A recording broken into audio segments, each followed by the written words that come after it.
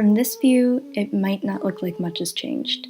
2040 was only 23 years away from 2017, and New York City in 1994 was more or less the same as the city in your present day. The cars were a bit boxier, the fashion trends were different, maybe the ads in Times Square were a bit more sexist, but overall, the city looked pretty much the same from way up here. It wasn't too different down on the ground either. In 2017, the police were still getting away with the murder of innocent young men of color. Boys in some cases. We've sorted that problem out. We've abolished the police.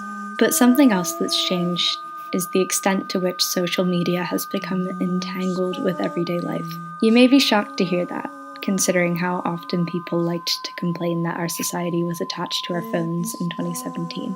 All of this may seem dystopian when I tell you about it, and maybe it is, but it has made everything a lot easier. Once we sorted out how to stick to hydropower, wind power, solar power, and even started turning all those heaps and heaps of garbage rotting away in landfills into power back in 2029, the way our society functions has completely changed.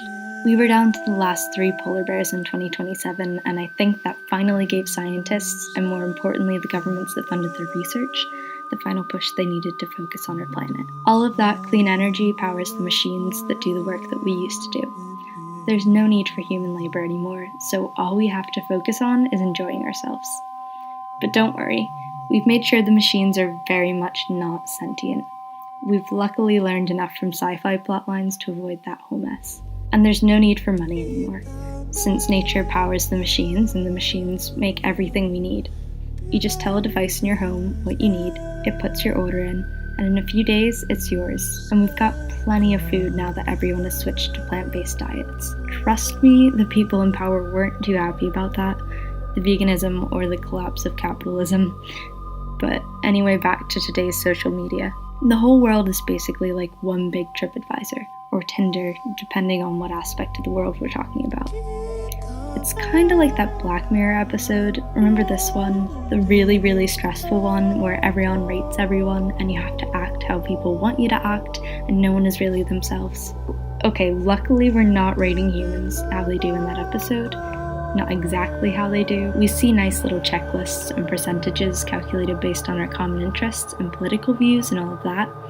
It's pretty much a 24/7 extreme version of the whole Facebook bubble thing. Some people were really against it at first, but honestly, it's made everything a lot more peaceful, especially since teleportation came into play.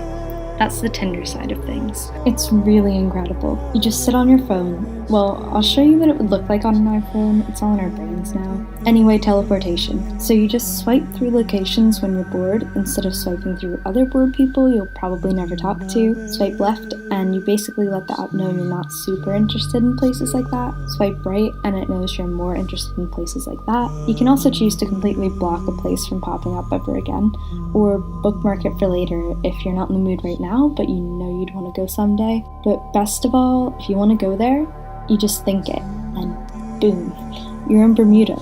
Honestly, no one is completely sure if this is all one big The Matrix situation, and we're just living inside a giant simulation or something. But we weren't really certain of that before teleportation and 100% clean energy either.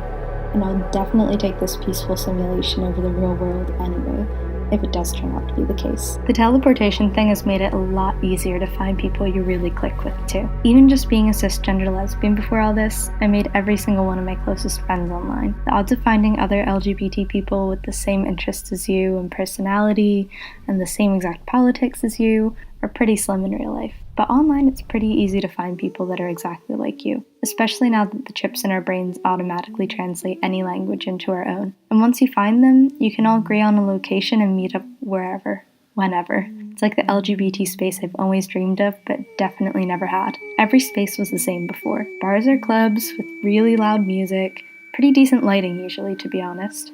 But 98% of the people there were cis white gay men, and the other 2% were probably straight girls who are way too into RuPaul, yet somehow still pretty transphobic and homophobic. So it was pretty much just those white cis gay men above the legal drinking age that these spaces worked for. They probably couldn't be disabled either, because these spaces usually didn't take wheelchair accessibility into account, let alone any other kind of disability. But now, if We want a nice LGBT beach party where everyone respects everyone and someone sorts out anyone who steps out of line. We've got it. If we want an LGBT, let's all sit in this bookstore/coffee shop and read and drink coffee. We've got it. You can even customize the space once you're in it to some extent. If the majority of the people in the room vote too bright on the lighting section of the TripAdvisor-esque app we all use, the lighting will dim itself. If they all vote that the music's too loud or too quiet, it'll adjust.